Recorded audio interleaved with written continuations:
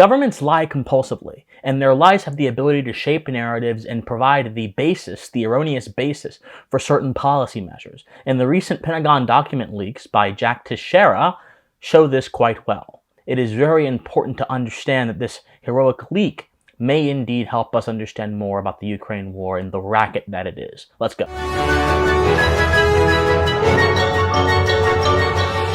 So many of you have probably heard that a National Guard, an Army National Guard intelligence agent, Jack Teixeira, who is in his early 20s, recently was apprehended by federal agencies for leaking several documents pertaining to the United States war effort in Ukraine. Indeed, these documents were not leaked to the public, as a Snowden or a Assange would have done so, but they were leaked to his small Discord chat where he could inform his friends, according to reports who are all anti-war, about what is actually going on in Ukraine. We'll discuss the significance of this in a second, but amongst his findings, amongst the things that were leaked, are several bombshells that many of us probably should not take for granted.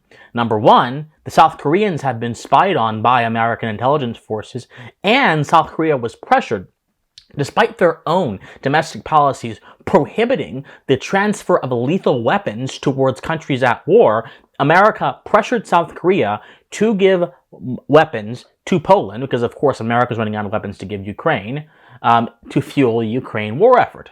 Not only that, but we also have evidence that there is no end in sight for the Ukraine war effort, because one of the documents leaked actually says that 2023 is not expected to bring any resolution. You combine this with the United States' constant opposition towards any armistice or ceasefire agreements, you have a continual, endless war, which has been the exact opposite of what has been said to justify the Ukraine war. The justifications for this war, I really call it a racket, because it's really a racket that emboldens the pockets of the military-industrial complex and gives those with a false sense of benevolence some kind of good feeling within their hearts. The real basis for all of this has been that if we continue to fund the Ukrainians, we can actually beat Russia, but behind closed doors, American defense officials are admitting that we actually don't have the ability, or this won't be likely to defeat Russia. One of the more startling things that came out of this report, though, is that the war effort is continuing primarily to evoke regime change in Russia. That's one of the reasons why, according to these reports, Americans are still in this, still getting money, still getting weapons, because they want to evoke regime change. And the Ukrainians have mentioned that if they got long-range weapons, they would use them to strike Russian soil. So again, this war is not about helping Ukraine. This is not about helping the people who are being innocent and caught in between two warring powers. No. This is about affecting regime change. This is about geopolitical manipulation on behalf of the West. Regardless of what you think about Putin or whatever, this is an indisputable fact that these findings continue to certify for us. We also now know that there are U.S. special forces, ground forces, on the ground in Ukraine, when that was essentially an assurance that that wouldn't happen. There are just so many different things, and of course, the authenticity of some of these reports are disputed, but the important thing is this. Americans now have evidence, not mere suspicion, but evidence. This entire effort is nothing more than a racket to embolden the pockets of particular moneyed interests, which should bring us to my next point here.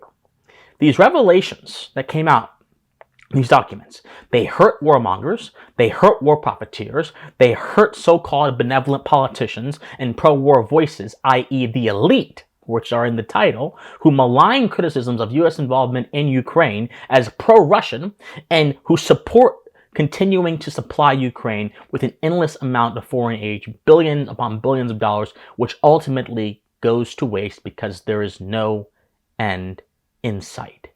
And the fact that this was revealed, the fact that their scam was revealed, is why the elite, the voices in Washington, the politicians, the military-industrial complex, are so angry and incensed at this leaker.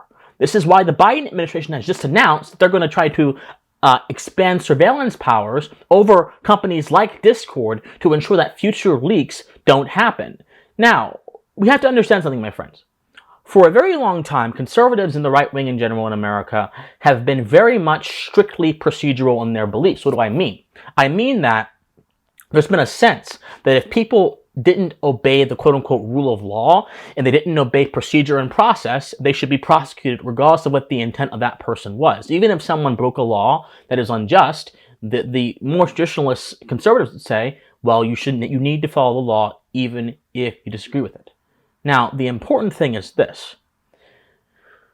If the rule of law is based on procedure, and there are people who apply that procedure who themselves don't care about the rule of law, the concept has to be evaluated and updated to deal with bad actors. Leaking is powerful and necessary because it is the most powerful way to hold the government and its officials accountable, and for individuals in society to cultivate a rigorous standard for knowledge. For those two reasons, leaking is actually good. So people can only work with the ideas and the concepts they have at their disposal.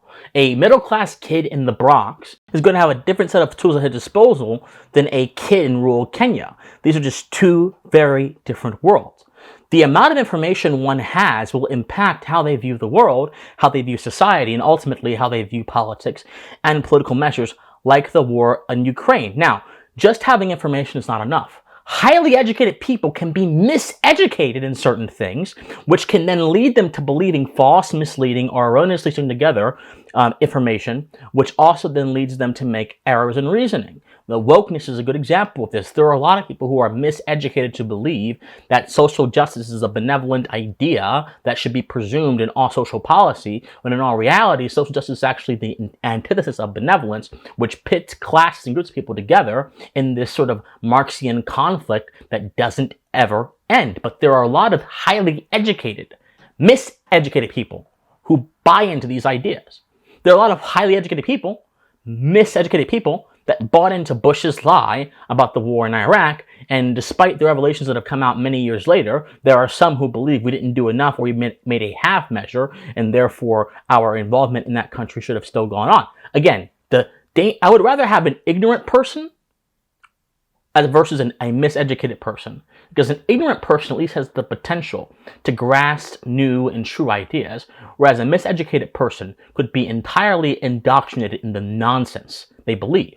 Only intellectuals can make seemingly foolish ideas appear sensible and benevolent because they're guided themselves by foolish ideas. But leaking information, particularly information that is consequential to the public interest, is an antidote to anti-rational thought. It is an antidote to the attempt to restrict individuals' understanding of certain pieces of information, restrict understanding of certain subjects to control them. Leaking actually disrupts that attempt to censor by opening up more information that may not have been accessible recently. So not only is leaking a practical necessity to understanding the depths of certain information, we know this, that Julian Assange and WikiLeaks revealed a lot of important information. Snowden revealed the fact that the NSA had this roving surveillance system that was looking and spying on American citizens without warrants. We had the Pentagon Papers, which revealed, the horrors and atrocities of the Vietnam War. We have many things within history that disrupt the current of censorship, disrupted the current of information control that is so integral to the elite's ability to shape the narrative and control what you think. So not only is leaking a practical necessity, it's also a moral necessity, because we cannot live morally responsible lives as free people without having the proper information to do so. We need to have information about human nature, we need to have information about particular subjects, and these things need to work in concert to form a rigorous and justified worldview. Now, the leaker, Jack, may not have been an intentional hero. There are many reports that said he was just sharing this amongst his friends. I accept that as an axiom, but his actions are heroic in that they enable the denizens of a free society to continue to behave in a morally responsible way when it comes to contentious matters like the Ukraine war, which has been so rife with propaganda and so rife with emotional platitudes, so as to obscure the more substantive issues of the American geopolitical project that is happening. This leads me to my next point, the rule of law. Once again, many will reject the free flow of information as a moral proclamation or a practical one by saying that procedure must be followed. We have to have a procedure, a process in which certain information is leaked. which is very interesting because there is no guarantee that if you go through that procedure, which, by the way, in America, if you're a whistleblower, you want to leak something, you have to go through a government channel to leak it.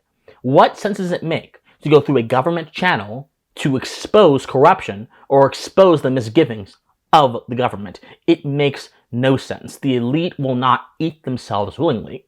They will only do that if they are in a corner and they have to try to save one of their limbs or whatever. So that makes no sense. But there are many who would put procedure over principle and say that if a procedure is not followed, then the action is illegitimate. Well, again, there's a problem with this. Who enforces the rule of law? Who decides the rule of law? What decides the rule of law? And what if the people who enforce the rule of law don't care about the rule of law and actually violate the law themselves through subversion and obfuscation like we've seen here with these Ukraine documents? What then? The enforcer is corrupt and therefore the concept cannot be fully justified.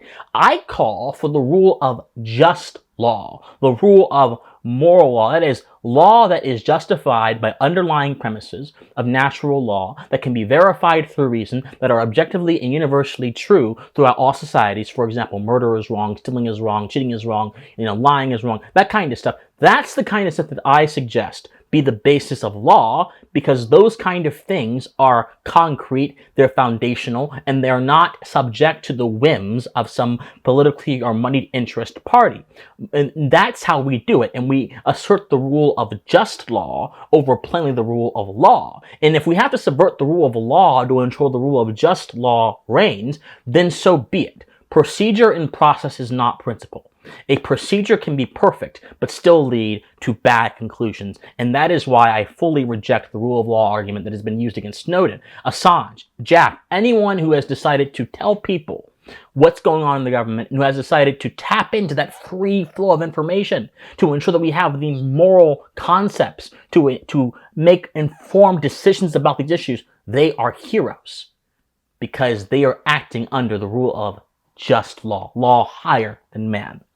Now, we should ask ourselves a very simple question. How can we ensure that American funds are being used in Ukraine for benevolent purposes if the government continues to lie, obscure, and hide the nature of those funds and hide the nature of their war effort? Again, war, the haze of war is full of propaganda. It's full of misdirections. Both sides employ it. America employs it. Russia employs it. Because if you can have control over the information streams, you can demoralize your enemy. You can do so many different things. You can do so many different things so as to affect the outcome of the procedure, which is why propaganda is so effective. And the elites, they run off of control. They run off of dominating the information stream so they can make you think what they want you to think. But the moment information is decentralized and flows freely, the elites begin to lose power and their projects fail miserably. For that reason, my friends, we should thank the leaker here, Jack, who may not have been doing this out of a sense of duty to the public, but who did it out of a sense of wanting the free flow of information to flow freely. We should thank Jack and his predecessors, Julian Assange, Edward Snowden, and others, who have been brave enough to step up to the plate and to ensure that humanity has access to the information it needs when its governments are going against it. Very good job, all of you that I've mentioned. Very good job, Jack. I hope that you survive the persecution that you're going to face. Hope that all of us can also develop a more rational approach to the boondoggle that is the Ukraine war. My friends, I love you guys so much. If you love me, be sure to like this video, subscribe to this channel, share this video, comment on this video. Be sure to donate to my Patreon. My Patreon helps me continue giving you guys content. My merchandise, which is also in the comment section down below, that helps me. Buy me a coffee. These things help me continue to bring the fire of truth to all of you. I love you guys so much, and please stay pensive. Bye.